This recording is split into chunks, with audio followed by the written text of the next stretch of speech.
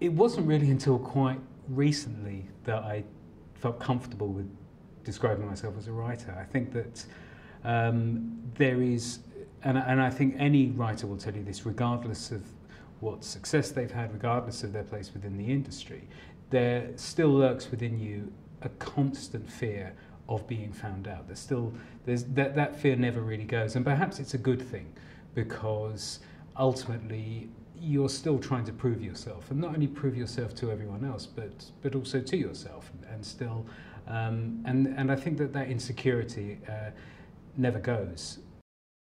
In order to actually bring the characters off the page, bring them to life, I trained initially as an actor before I became a writer, and as a result, in a way, the most useful thing I learned as an actor was actually I did a lot of. I worked and did a lot of bad plays and was in a lot of bad TV shows.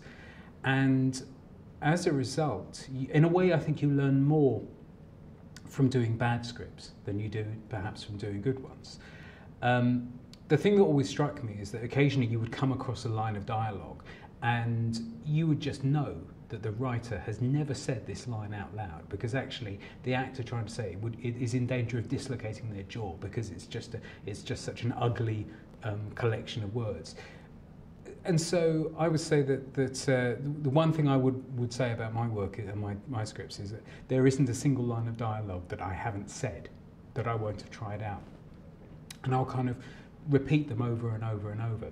And normally what this does is it means the line gets smaller and smaller and smaller as you condense it, and it becomes more and more kind of concise and more refined. In terms of what comes first, it's very difficult to say. Normally the world of the script comes first, and so I'll come up with the very kind of broad brushstrokes idea. So it'll be something like, in the case of Being Human, a werewolf, a vampire, a ghost share a house, and then then I'll have to start kind of boiling that down into characters, and so then the next step will have to be characters. Actually, sometimes, to be fair, in the case of Being Human, I started with the characters.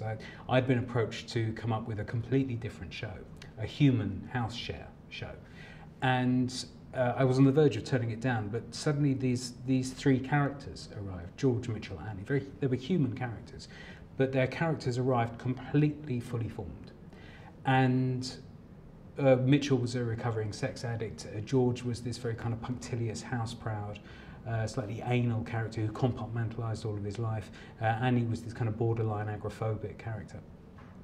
And we developed this for a long time, and so on. But it all began and all started from the characters. So that will always be the starting point for me, I think. And then from that, stories will come. If you define the characters, if you devise the characters, make them three-dimensional, give them complexities, then actually what that brings with it is a wealth of story. It's kind of like doing research in a way. When I was doing No Angels, before I did No Angels, I was slightly sceptical about doing research, because I just thought, it's the old saying of why let the facts get in the way of a good story. But on No Angels, we did months and months and months of research, and it threw up so many stories. And the same comes from character. When you come up with a character, and I'll write pages and pages of biogs for a character that the audience won't know about, the audience will never see, they'll never get to read them, but I'll know them. And then from those, that's where the stories come. I think that what's interesting about being a writer is I think there's a difference between lessons learned and lessons taught. And I think I've always been one of those people that tends to get more from lessons that are learned. I'm not a believer in the notion of writer training. And so, because I wasn't trained as a writer, and my feeling is that actually there are skills and there are techniques that you can learn, but I think that the best way of learning them is by just writing. But actually there tend to be things that I've kind of picked up in interviews with other writers. Elmore Leonard says that you should never use the word suddenly. And then, so I feel guilty every time I use the word suddenly. But David Mamet said that in terms of writing a scene, you have to get into the scene as late as possible and leave as early as possible. And I think that's something that kind of sticks with me, and particularly if I find a scene that's just not kind of gelling, then it becomes a question of boiling it down to what is the essential piece of information that this scene has to impart. Get that done, and then get out.